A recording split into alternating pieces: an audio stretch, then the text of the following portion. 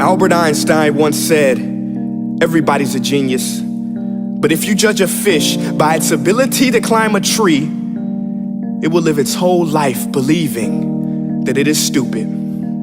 Ladies and gentlemen of the jury, today on trial we have modern day schooling. Glad you could come. Not only does he make fish climb trees, but also makes them climb down and do a 10-mile run. Tell me, school, are you proud of the things you've done? Turning millions of people into robots, do you find that fun? Do you realize how many kids relate to that fish swimming upstream in class, never finding their gifts, thinking they are stupid, believing they are useless? Well, the time has come, no more excuses. I call school to the stand and accuse him of killing creativity, individuality, and being intellectually abusive.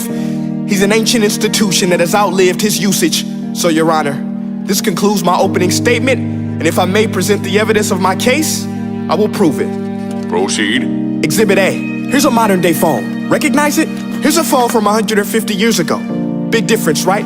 Stay with me. Here's a car from today, and here's a car from 150 years ago. Big difference, right? Well, get this. Here's a classroom of today, and here's a class we used 150 years ago. Now ain't that a shame? In literally more than a century, nothing has changed. Yet you claim to prepare students for the future? But with evidence like that, I must ask, do you prepare students for the future or the past? I did a background check on you and let the record show that you were made to train people to work in factories, which explains why you put students in straight rows, nice and neat, tell them sit still, raise your hand if you want to speak, give them a short break to eat, and for 8 hours a day, tell them what to think. Oh, and make them compete to get an A letter which determines product quality, hence grade A of meat. I get it. Back then, times were different. We all have a past. I myself am no Gandhi. But today, we don't need to make robot zombies. The world has progressed. And now we need people who think creatively, innovatively, critically, independently, with the ability to connect. See, every scientist will tell you that no two brains are the same. And every parent with 2 or more children will confirm that claim. So please explain why you treat students like cookie cutter frames or snapback hats, giving them this one-size-fits-all crap. Watch your language. Sorry, Your Honor, but if a doctor prescribed the exact same medicine to all of his patients, the results will be tragic. So many people would get sick, yet when it comes to school, this is exactly what happens, this educational malpractice, where one teacher stands in front of 20 kids, each one having different strengths, different needs, different gifts, different dreams, and you teach the same thing the same way? That's horrific. Ladies and gentlemen, the defendant should not be acquitted. This may be one of the worst criminal offenses ever to be committed. And let's mention the way you treat your employees. Objection. Overruled. I want to hear this. It's a shame. I mean, teachers have the most important job on the planet, yet they're underpaid? No wonder so many students are short-changed. Let's be honest, teachers should earn just as much as doctors, because a doctor can do heart surgery and save the life of a kid, but a great teacher can reach the heart of that kid and allow him to truly live. See, teachers are heroes that often get blamed, but they're not the problem. They work in a system without many options or rights. Curriculums are created by policymakers, most of which have never taught a day in their life.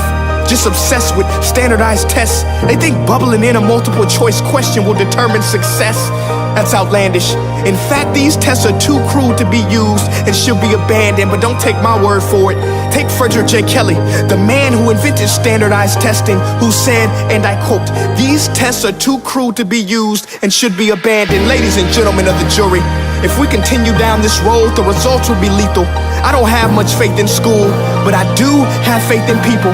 And if we can customize healthcare, cars, and Facebook pages, then it is our duty to do the same for education, to upgrade it, change it, do away with school spirit, because that's useless unless we're working to bring the spirit out of each and every student, give every gift an equal chance. I know this sounds like a dream, but countries like Finland are doing impressive things.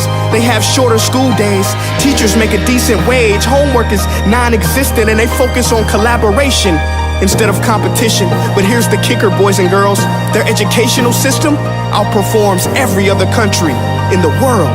Other places like Singapore are succeeding rapidly. Schools like Montessori, programs like Khan Academy, there is no single solution. But let's get moving, because while students may be 20% of our population, they are 100% of our future.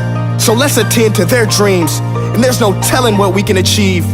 This is a world in which I believe, a world where fish are no longer forced to climb trees. I'll rest my case.